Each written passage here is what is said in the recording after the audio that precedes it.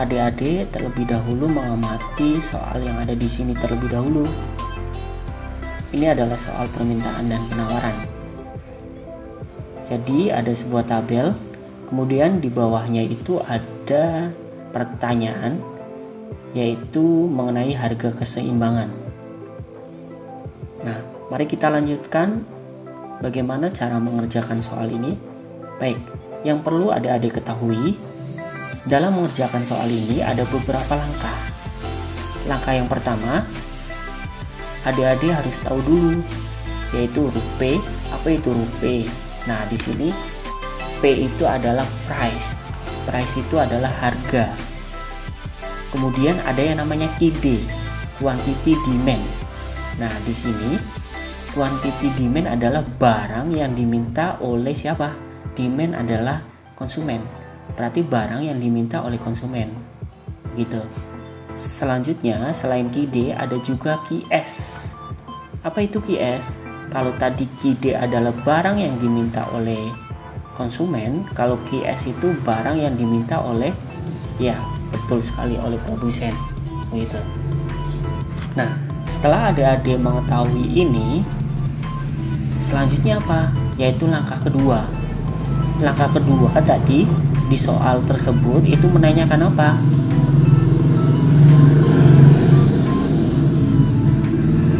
Di soal tersebut yaitu menanyakan harga keseimbangan. Setelah adik-adik mengetahui harga sesuatu yang diminta adalah harga keseimbangan, nah selanjutnya adik-adik harus tahu dulu rumus dari harga keseimbangan. Oke, rumusnya itu yaitu seperti ini, yaitu fungsi QD sama dengan fungsi QS. Begitu.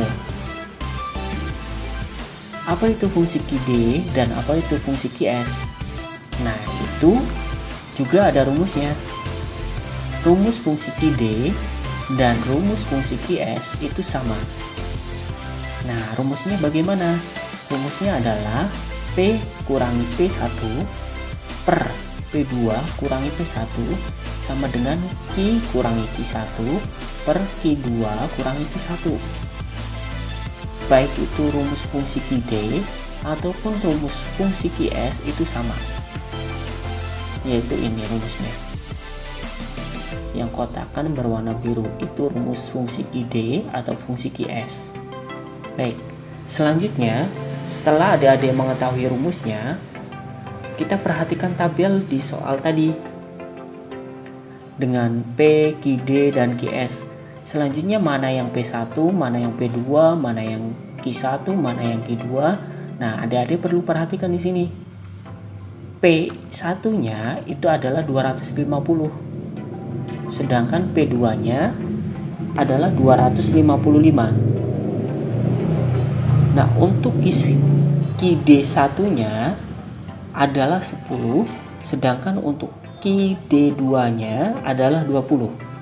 Kemudian QS1-nya adalah 40 dan QS2-nya adalah 35.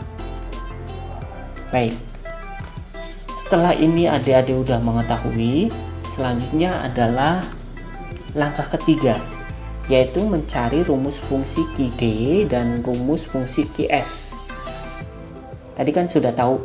Jadi fungsi QD P kurangi P1 per P2 kurangi P1, Q kurangi Q1 dan Q2 kurangi Q1. Nah, sekarang kita masukkan saja. Baik.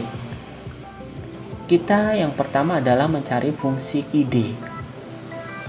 Nah, jadi adik-adik fokus di lingkaran, maksud kakak adalah fokus di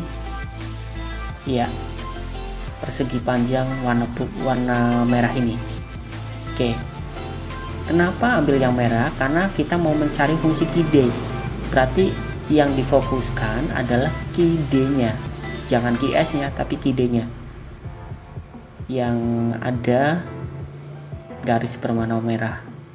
Nah, P1-nya berapa? P1-nya adalah 250. P2-nya adalah 255. Sedangkan QD-nya adalah 10 untuk QD1-nya, sedangkan QD2-nya adalah 20. Nah, selanjutnya adik-adik bisa memasukkan dengan rumus fungsi QD tadi, yaitu P kurangi P1. Nah, P1 nya berapa? P1 nya kan sudah ketahuan, P1 nya 250 di sini, 250. Sedangkan untuk P2 nya ini adalah 255. Sedangkan untuk P1 nya adalah 250. Nah, Q nya tetap, karena di sini nggak ada Q aja gitu ya. Kemudian min 10 adalah Q1 per Q2 20 kurangi Q1 nya 10 gitu ya. Nah, selanjutnya kita kurangi saja P min 250 per 255 dikurangi 250 berapa? 5. Nah, di sini adik-adik sama dengan I kurangi 10 per 10. 10 itu dari mana? 10 itu 20 kurangi 10. Nah, selanjutnya kita kalikan silang. Bagaimana caranya? Nah, berarti ini 5 dikali Q min 10 kali P min 250. Di sini hasilnya 5 kali Q min 10 sama dengan 10 kali P min 250. Begitu ya adik-adik ya. Jadi yang ini nih itu nanti dikalikan silang seperti itu. Nah, hasilnya di sini. Setelah itu baru kita kalikan lagi. Bagaimana caranya? Nah, 5 kali Q, 5 dikalikan yang ada di kurung ini. 5 dikali Q berapa? 5 Q. 5 dikali 10 berapa? Min 50. Nah, kemudian sama 10 ini dikali yang ada di dalam kurung ini. 10 kali P berapa? 10P. Nah, kemudian 10 dikali minus 250 berapa? 2500 ini. Nah, kemudian gimana lagi? Setelah ini udah ketemu, habis itu nah dipindah ruaskan. Di sini 5Q. Nah, yang negatif 50 dipindah ruaskan ke sini. Yang tadinya negatif pindah ruas jadi positif. Berarti 5Q sama dengan 10P min 2500 plus 50. Jadi 50 nya ini minus 50 itu pindah ruas ke kanan. Jadilah plus 50. Begitu ya adik-adik ya. Nah, kemudian selanjutnya yang 5Q ini nanti sebagai pembagi. Nah, di sini Q sama dengan 10P min 2450. Min 2450. Nah, ini dari mana? Ini itu 2500 minus 2500 ditambah 50. Hasilnya adalah 2450 minus. Gitu ya. Nah, ini sebagai pembagi 5-nya ini. Nah, selanjutnya diketahui lah Q sama dengan 2P min 490. Nah, 2P nya dari mana? 10 dibagi 5 sama dengan 2. Kemudian 2450 dibagi 5 sama dengan 490. Seperti itu. Nah, biar kita nggak bingung ini fungsi apa, maka kita kasih huruf, yaitu huruf apa? Huruf QD. QD di sini adalah quantity demand. Apa itu quantity demand? Barang yang diminta oleh konsumen. Makanya dengan disimbolkan dengan QD. Nah, ini fungsinya sudah ketahuan, 2P minus 490. Nah, setelah fungsi QD sudah ketahuan, barulah kita mencari fungsi QS. Sama kayak fungsi QD. Caranya gimana? Nah, kalau tadi fungsi QD itu sini, kalau fungsi QS itu P dengan QS. Maaf, ini salah ya. Ini harusnya adalah Q. Nah, saya ganti di sini. Garis merah ini. Kalau mau mencari fungsi QS, fokuslah P sama QS. P1-nya sama 250, P2-nya adalah 255, sedangkan QS-nya adalah 40 dan QS2-nya adalah 35. Rumusnya sama, bagaimana caranya? Rumusnya adalah P kurangi P1. Nah, P1-nya berapa? P1-nya adalah 250. Dibagi P2-nya berapa? 255. Sedangkan untuk P1-nya itu 250. Sama dengan Q kurangi Q1. Q1-nya berapa? 40. Nah, per Q2. Q2-nya berapa? Q2-nya adalah 35 di sini. Sedangkan untuk Q1-nya berapa? Oh, Q1-nya adalah 40. Nah, bisa ditemukan berapa? Oke. P min 250 per 255 dikurangi 250 berapa? Di sini 5. Q kurangi 40 dibagi 35 kurangi 40 berapa? 35 dikurangi 40 adalah negatif 5. Nah, selanjutnya kita kalikan silang.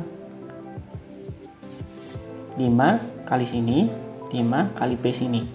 Gimana caranya? Oh, 5 Q min 40 dikali silang sama dengan negatif 5 dikali P min 250.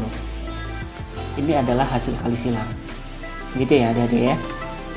Nah, selanjutnya setelah kita mengetahui kali silang, selanjutnya kita kalikan yang di luar kurung dikalikan di dalam kurung.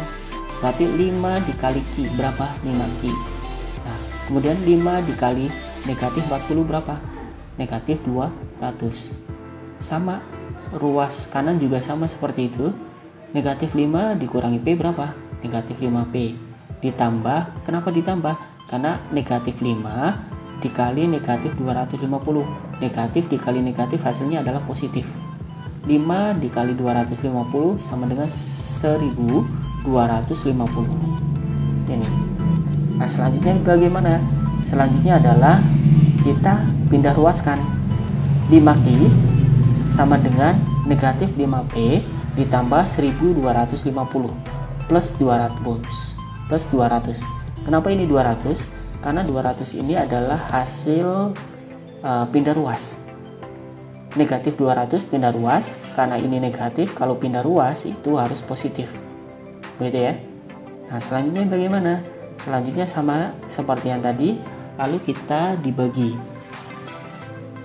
Bukan kita ya, dalam artian ini langsung dibagi gitu. Cara pembagiannya yaitu 5Q sama dengan negatif 5P plus 1250 plus 200. Nah, Q-nya di sini min 5P plus 1450. Nah, 5-nya dibagi di sini. Huruf 5 ini, angka 5 ini dibagi di sini. Nah, bagaimana caranya? Caranya adalah dibagi, berarti negatif 5 dibagi 5 berapa? 1. Karena negatif dibagi positif adalah negatif tetap. Nah, kemudian 1450 dibagi 5 berapa? 290.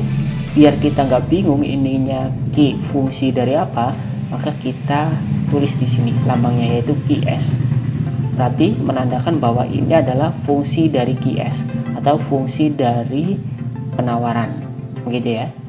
Nah, setelah udah ketahui QD-nya dan QS-nya, setelah itu baru kita mencari langkah yang keempat.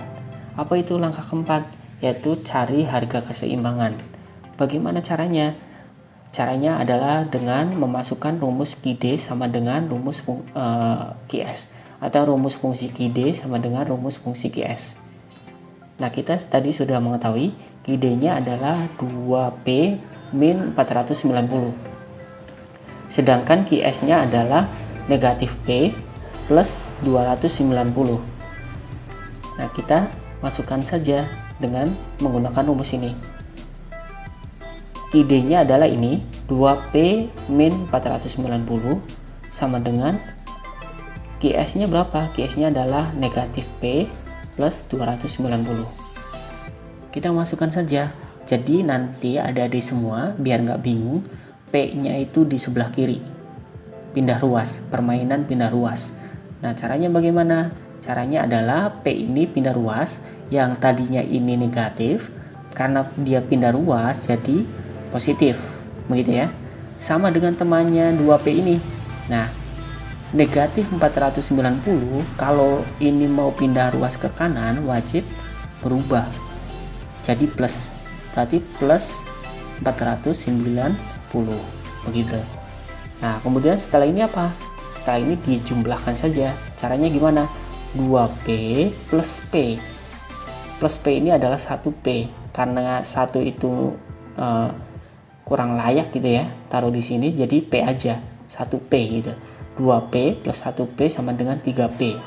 Kemudian 290 ditambah 490 itu 780.